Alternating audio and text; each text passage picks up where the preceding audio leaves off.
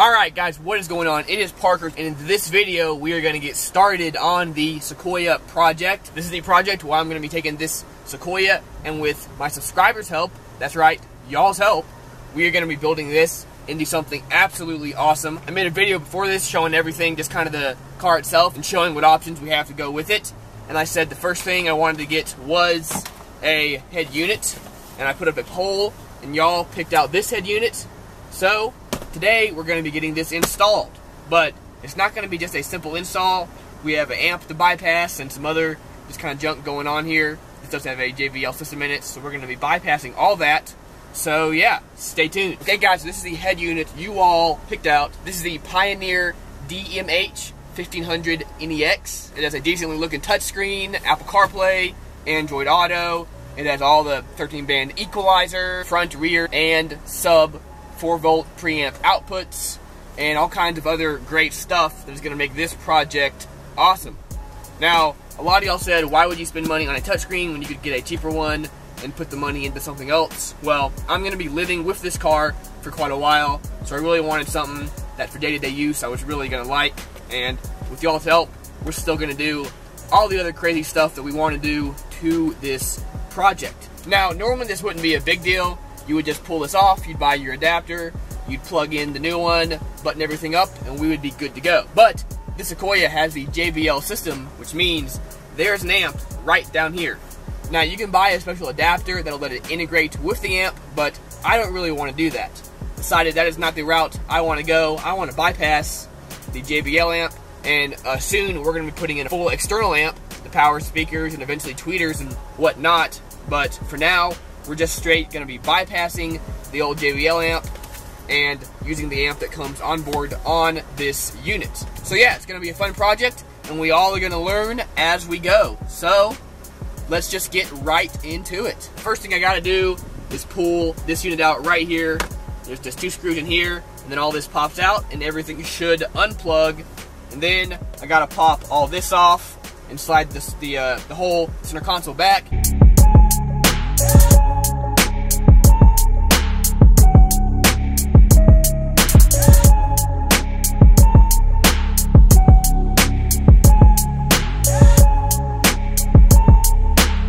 Now just a quick to show you what we all got going on here. This was the plug for the radio. Of course we have our ground, power, and whatnot. And then all these little wires were the low-level inputs going from the radio that went down here to the amp, and it plugs in back here. So I got this unplugged. It's real dirty. They must have spilled some coffee in here or something at one point, but that's okay. We'll clean all that up. Anyway, so yeah, all that plugged in right to there, and then this is all the outputs for all the speakers. So we're going to be tapping into those and running those wires basically from there up to the new head unit until we get an amp.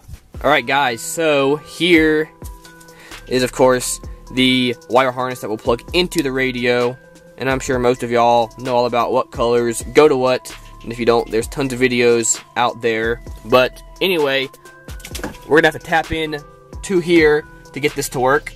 Now this brown is the ground, this blue yellow is my constant 12 volts, and then this gray is my switched 12 volts.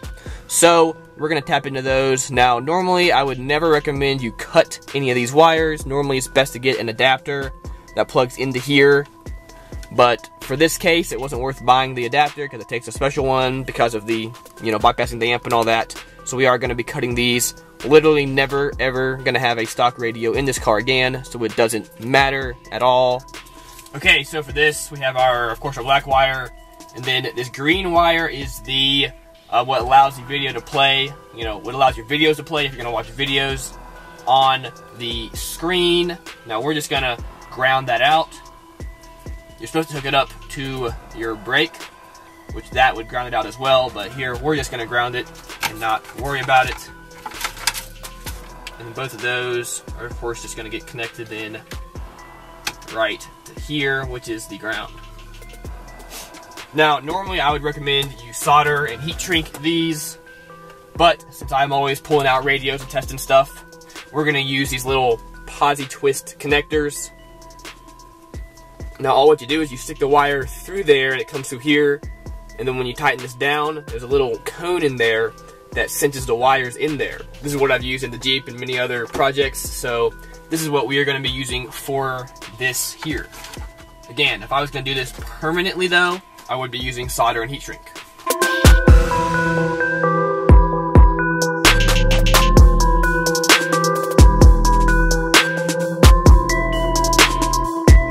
So all that is hooked up and ready to go.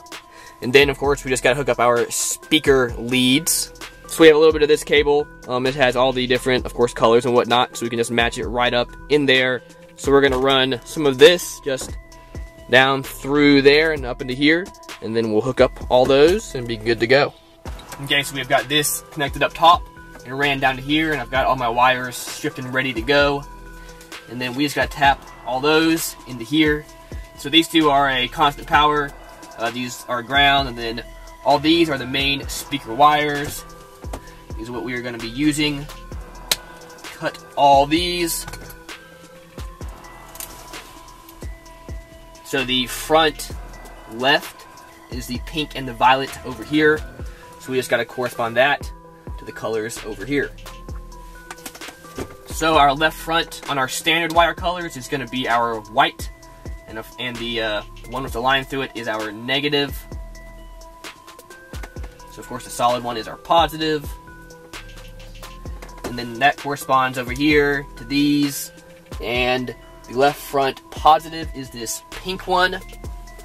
Now over here we are gonna heat shrink these. So for that I have these have heat shrink and solder in them. So we've got both of those connected, and then we just get the heat gun.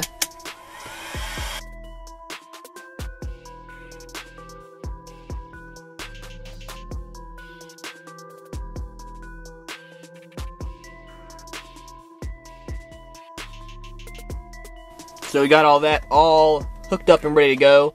Guys, these little things are awesome. They are heat shrink, they have a little waterproof ring, and then of course they have the solder in there. Really, really awesome, and just makes the job so much easier than actually having to get, you know, regular solder and heat shrink and trying to get all that done. So yeah, that is run. Wires coming up to here. So now we just gotta get the dash kit on the radio and then plug it in, and hopefully it'll be good. Okay, so before putting the dash kit on, I'm gonna go ahead and plug it in just to make sure everything works.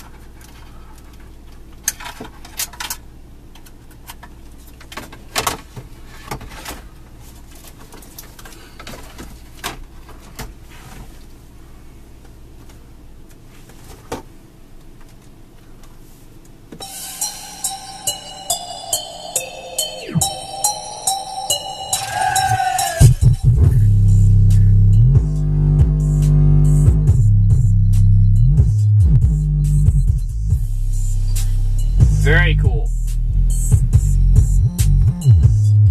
That's really cool. You can auto adjust the guidance, the Apple CarPlay, or like just the guidance if you had maps going. That is really cool.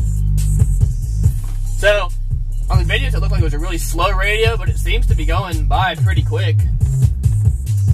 Anyway, very cool. Well, let's get the dash kit on and see how it does.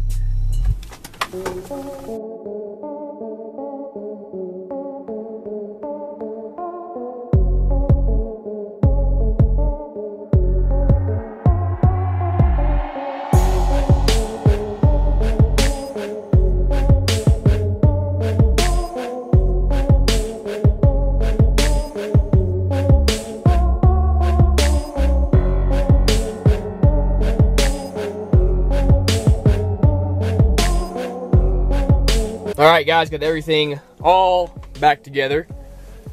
Looking awesome. That seemed to fit in there just about perfectly.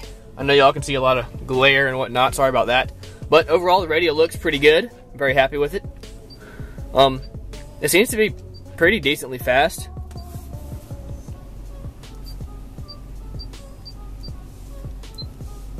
So yeah, it comes up, everything looks pretty good. The screen, definitely pretty vibrant, I do like that. And it's not an actual HD screen, but for my purposes, it will do just fine. Look through settings real quick. Of course, Of course, over here, what everybody wants to see. Of course, have your different EQs and whatnot. Of course, we got the fader, which is pretty cool. Of course, if we had a subwoofer, we could turn that on. You can adjust your speaker levels. You can do the dBs. You can set the positioning too, just so it'll sound better depending on where you're sitting, which I think is pretty cool. Of course, have our crossovers, so we can set our high pass and low pass filters, which of course I'll do once we get a sub. But yeah, you can set, you know, what hertz you want it to, we want the filter at, and you can set your slope as well. We of course have our bass boost and loudness and all sorts of cool stuff. Not sure what sound retriever does, but anyway, of course I'll have to mess with this and figure out what all we got going on here. But yeah, we got the Apple CarPlay. It's pretty awesome. Of course, we got all our maps and stuff. This is going to be great for if I got to go on any road trips or anything like that. I like it shows your artwork down here. You have a couple apps over here, and of course you can add stuff and move all that around if you want. We of course have FM and AM radio. So yeah, guys. Alright guys, I want to thank you all so much for watching. It is because of you that we are doing this, and I just want to thank y'all so much for voting on the poll. This is the radio that 59% of y'all picked out, so that is what we got. Anyway, thank y'all so much for participating and voting in that. Not sure what we're going to be doing next. I got a bunch of sub reviews I got to knock out here soon as well, but then after I get those done, we will decide what to do next. Leave in the comments below what you think should we do next. Should we upgrade door speakers to start with? Should we go ahead and run wire for a sub? Should I put one sub in here? Should I put my box with the 2 subs in here? Y'all tell me what you want me to do next. Anyway guys, stay tuned. Of course, as we do more stuff, I'll be having more polls, and we'll be, you know, picking out all kinds of crazy stuff as we get more time to do that. So anyway guys, thank you all so much for watching. Please like, comment, and subscribe. More videos coming soon.